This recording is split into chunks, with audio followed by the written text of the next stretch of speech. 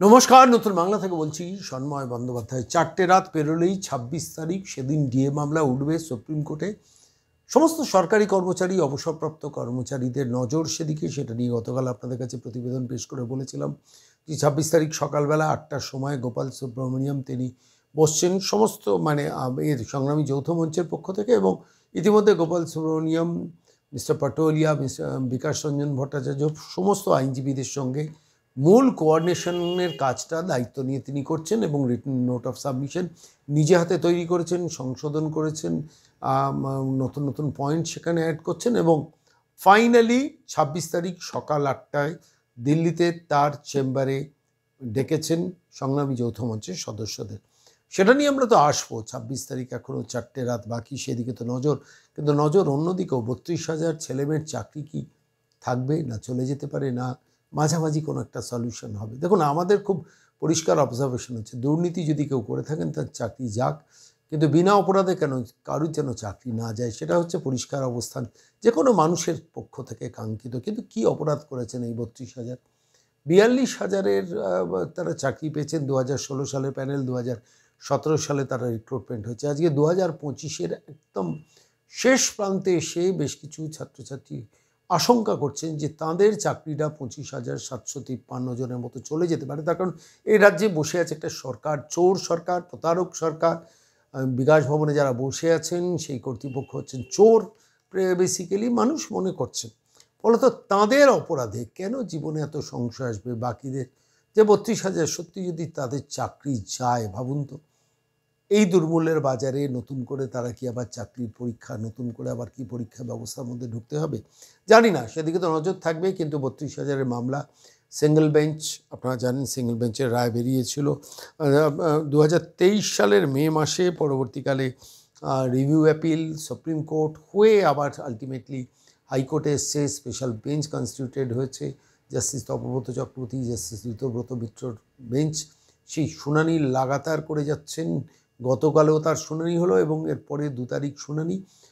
এর আগে পর্যন্ত, গতকালের আগে পর্যন্ত যারা চাকরির প্রার্থী, প্রাথমিক শিক্ষা পর্ষদ, শিক্ষা দপ্তর কিংবা রাজ্য সরকারের যারা আইনজীবী, তারা তাদের সওয়ালটা করেছেন। এবার সওয়াল শুরু যারা দুর্নীতির জন্য এই মামলাটা করেছেন, মূল মামলাকারী তরুণজ্যোতি তিওয়ারি, আমরা তাঁকে ধরেছিলাম। তিনি গতকাল প্রায় 2 ঘন্টা 20 মিনিট সওয়াল করেছেন জাস্টিস তপব্রত চক্রবর্তী এবং জাস্টিস ঋতব্রত মিত্রর বেঞ্চে। এরপরে আসবেন অন্যান্য আরও আইনজীবীরা, সিনিয়র আইনজীবীরা আছেন, ফলত তাঁদের কথা শুনবেন, যারা দুর্নীতির বিরুদ্ধে কথা বলবেন সেই সব আইনজীবী, সিনিয়র আইনজীবীরা আছেন, তাঁদের বক্তব্য হবে, এবং শেষকালে হয়তো রাজ্য সরকারের তরফ থেকেও কনক্লুশন, বা প্রাথমিক শিক্ষা পর্ষদ বা চাকরি প্রার্থীদের পক্ষ থেকেও কনক্লুশন হবে। আমার নিজের কোনো একটা জায়গা মনে হয়েছে দুর্গাপুজোর আগেই বোধহয় সমস্ত শুনানিটা শেষ হবে। ফলত দুর্গাপুজোর পর, ছুটির পর, তারপর প্রাথমিক শিক্ষা সংক্রান্ত এই ভাইটাল, অত্যন্ত ভাইটাল এই মামলার রায়টা বেরোবে, যেখানে 32,000-এর ভাগ্য সরাসরি জড়িত। আমি সরাসরি আইনজীবী তরুণজ্যোতি তিওয়ারি, যিনি মূল মামলাকারী, আমি তাঁকে সরাসরি ফোনে ধরেছিলাম, প্রশ্ন করেছিলাম যে 2 ঘন্টা 20 মিনিট আমরা লাইভ স্ট্রিমিং শুনলাম, সওয়াল শুনলাম, চোখা প্রশ্ন, বিভিন্ন প্রশ্ন নিয়ে, বিভিন্ন দুর্নীতি নিয়ে একটার পর একটা তিনি তুলে ধরেছেন। Reservation roster, general reserve, aptitude test, para টিচারদের রিক্রুটমেন্টের ব্যাপারে, এবং বোর্ডে যেসব আর্গুমেন্ট হয়েছেন সেটাকে কাউন্টার করেছেন, এবং প্রত্যেকটা প্র্যাকটিক্যালি তথ্য দিয়ে খুব সুন্দর বিশ্লেষণ, সুন্দর সওয়াল করলেন দুর্নীতি যেটা হয়েছে সেইটা নিয়ে। এবং তারপর আমি স্বাভাবিকভাবে তরুণজ্যোতি তিওয়ারিকে ফোন করে যোগাযোগ করলাম যে আলটিমেটলি 32,000-এর চাকরিটা কি বাঁচবে? কিছু ছেলে মেয়ের কি চাকরি বাঁচবে, নাকি পুরোটাই চলে যাবে, নাকি পুরো প্যানেলই থেকে যাবে? কি হতে পারে, কি সম্ভাবনা? খোলা আলোচনা করলাম আইনজীবী তরুণজ্যোতি তিওয়ারির সঙ্গে। আজকের এই প্রতিবেদনে তাঁর বক্তব্যটাই আপনাদের শোনাব। তরুণ, সন্ময়দা বলছি। নমস্কার দাদা। বলছি 32,000-এর চাকরি দুর্নীতি মামলায় গতকাল শুনানি হলো জাস্টিস তপব্রত চক্রবর্তীর বেঞ্চে। আমরা দেখলাম যে তুমি সওয়াল করছিলে। Are you satisfied? দাদা, ম্যাটারটা এখানে স্যাটিসফাইড হওয়া বা না হওয়া নিয়ে নয়। এতদিন ধরে আর্গুমেন্ট হয়েছে, যারা চাকরি করেন এবং বোর্ডের তরফ থেকে আর্গুমেন্ট করা হয়েছে তারা তাদের মতো করে বলেছেন, কিন্তু অ্যাকচুয়াল ফ্যাক্ট বলা হয়নি। আজকে আমি ফ্যাক্টটা বলেছি মাত্র। ফ্যাক্ট কি, হার্ড ফ্যাক্ট কি? হার্ড ফ্যাক্ট হচ্ছে নিয়োগ হলে একটা প্যানেল থাকবে, এটা প্যানেল নেই। নিয়োগ হয়ে গেছে, তার কোনো প্যানেলই তৈরি হয়নি। প্যানেল তৈরির কিছু নিয়ম থাকবে, সেটাও মানা হয়নি। দ্বিতীয় পয়েন্ট কি? দ্বিতীয় পয়েন্ট হচ্ছে সিলেকশন কমিটি থাকবে, একটা সিলেকশন কমিটি সিলেকশন করবে। সিলেকশন কমিটির জায়গায় থার্ড পার্টিকে দেওয়া হলো S Basu Roy and company. তারা কেউ না, তারা রেডি করলো। থার্ড পয়েন্ট হচ্ছে আমার রিজার্ভেশন রোস্টার। একটা অদ্ভুত জিনিস যেটা আমরা দেখলাম এইবারে 2016 নিয়োগ প্রক্রিয়াতে, জেনারেল রিজার্ভেশন বলে একটা জিনিস চালু হয়েছে। মানে 42,000 থেকে আমি বলি 42,000-এর মধ্যে 21,000 প্রায় জেনারেল নিয়োগ হয়েছে। এবং ওই জেনারেল মানে জেনারেল তো হয় না, ওটা আনরিজার্ভ হয় বেসিক্যালি। আনরিজার্ভে একটাও মেরিটোরিয়াস রিজার্ভ ক্যান্ডিডেট চান্স পায়নি, ওটা জেনারেল রিজার্ভেশন হয়ে গেছে। মানে নিয়ম কি?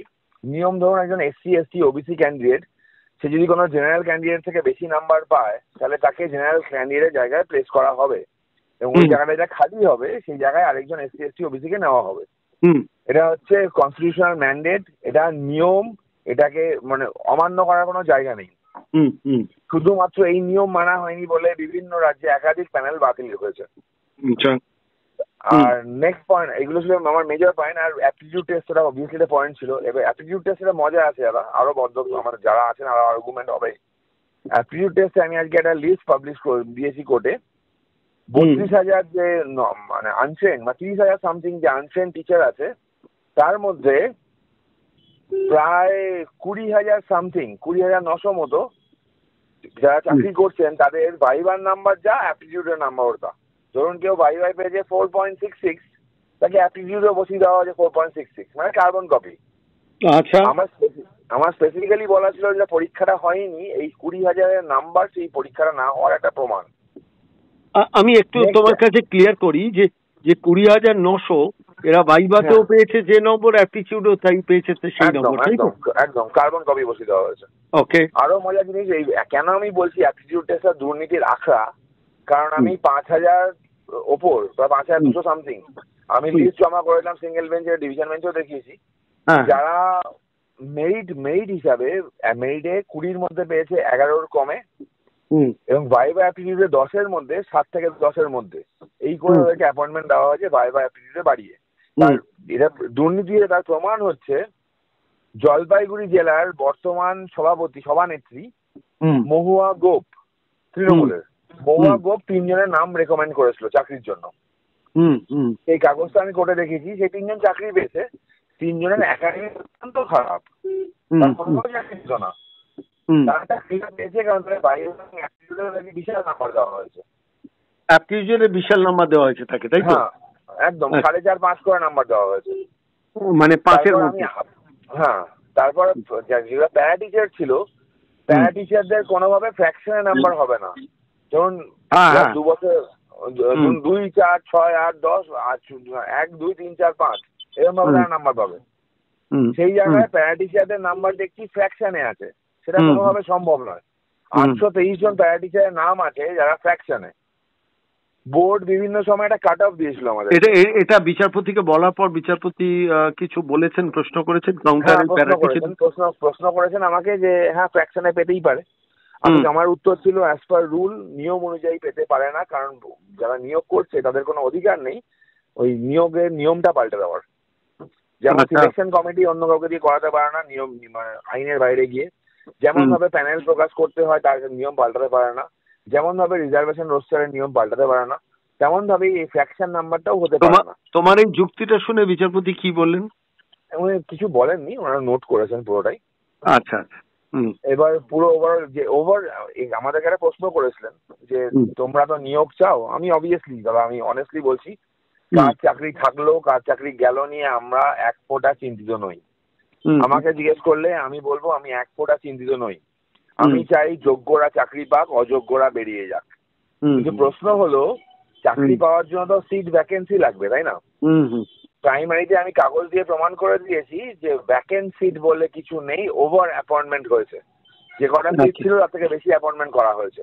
প্রথম সেকেন্ড, অদ্ভুত ভাবে বিভিন্ন সময় 11টা প্যানেল আমি দেখিয়েছি যেগুলো বিভিন্ন সময় তৈরি হয়েছে, তাদেরকে অ্যাপয়েন্টমেন্ট দেওয়া হয়েছে।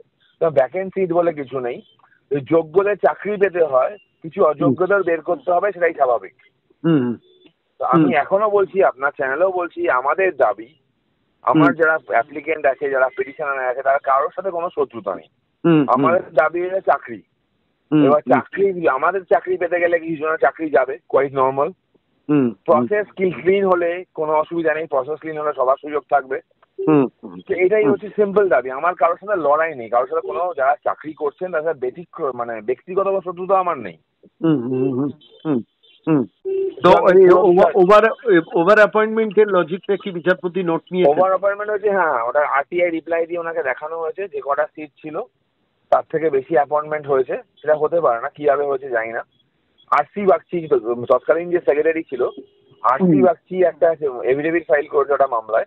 সেই মামলায় যার বক্তব্য ছিল 11খানা প্যানেল তৈরি হয়েছে পরবর্তীকালে। প্যানেল তো না, অ্যাডিশনাল প্যানেল বলছে, যখন প্যানেলই হয়নি আর অ্যাডিশনাল কি হবে, মানে রেকমেন্ডেশন গেছে। সেই হিসাবে এস বাসু রয় চৌধুরী সেগুলোকে ইনক্লুড করেছে। এস বাসু রয় চৌধুরী প্রথমে এঙ্গেজমেন্ট হয়েছিল শুধু ওএমআর সিট বানানোর জন্য, সেগুলো ইভ্যালুয়েট করার জন্য।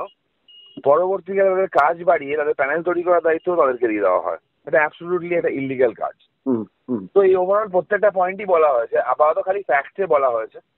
পরের দিন মিস্টার কুমারজ্যোতি তিওয়ারি, মানে সিনিয়র কাউন্সিল, উনি করবেন, উনি ল পয়েন্টে বলবেন। তারপরে এই মামলার মিস্টার সৌম মজুমদার আছেন, উনি সিনিয়র অ্যাডভোকেট, উনি বলবেন। তারপর মিস্টার বিকাশ রঞ্জন ভট্টাচার্য আছে, উনিও বলবেন।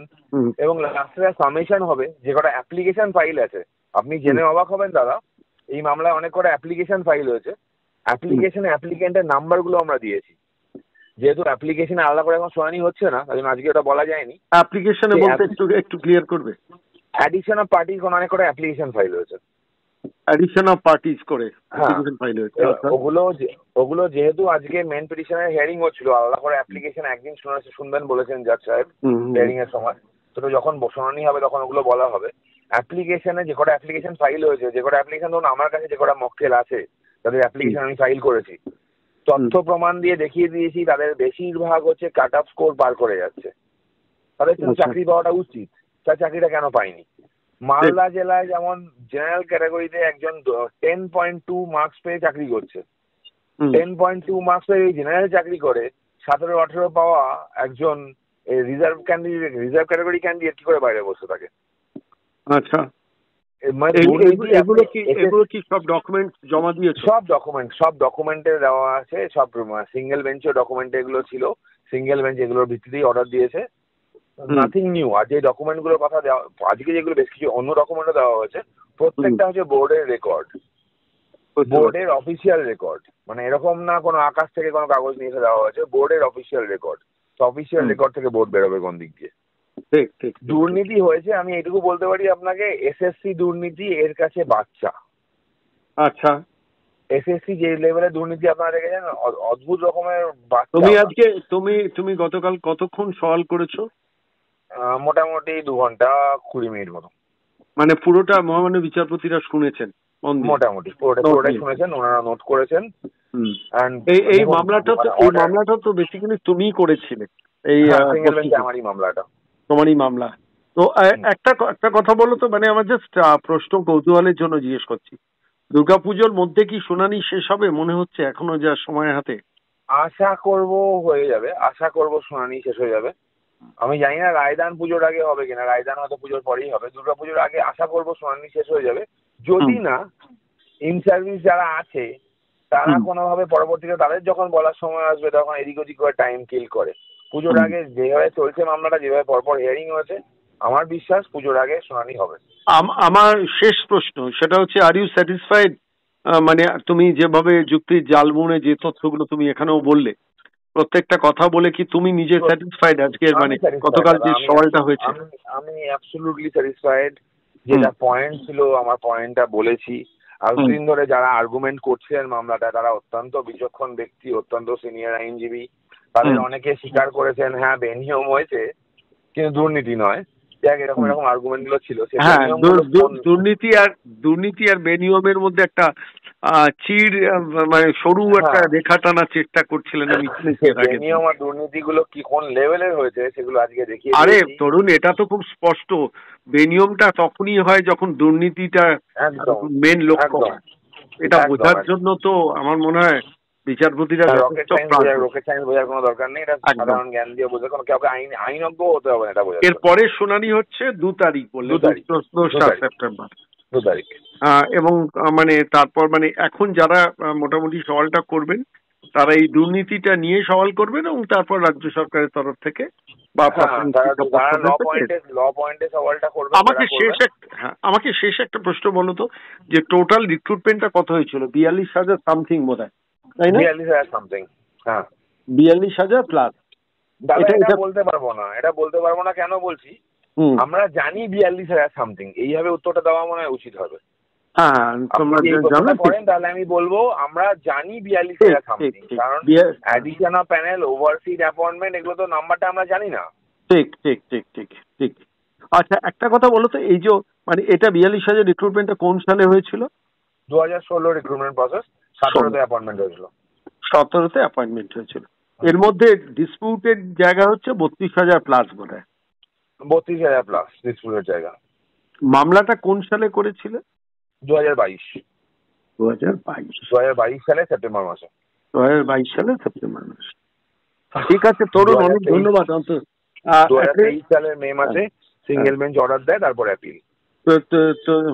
2023 সালের মে মাসে সিঙ্গেল বেঞ্চ অর্ডার দেয়, তারপর অ্যাপিল, সুপ্রিম কোর্ট, তারপর এখন আলটিমেটলি পুরো হিয়ারিং চলছে। আচ্ছা, অ্যাপিলটা কার ঘরে হয়েছিল? অ্যাপিলটা হয়েছিল তখন ছিল জাস্টিস তালুকদার সাহেব, পরবর্তীকালে যায় জাস্টিস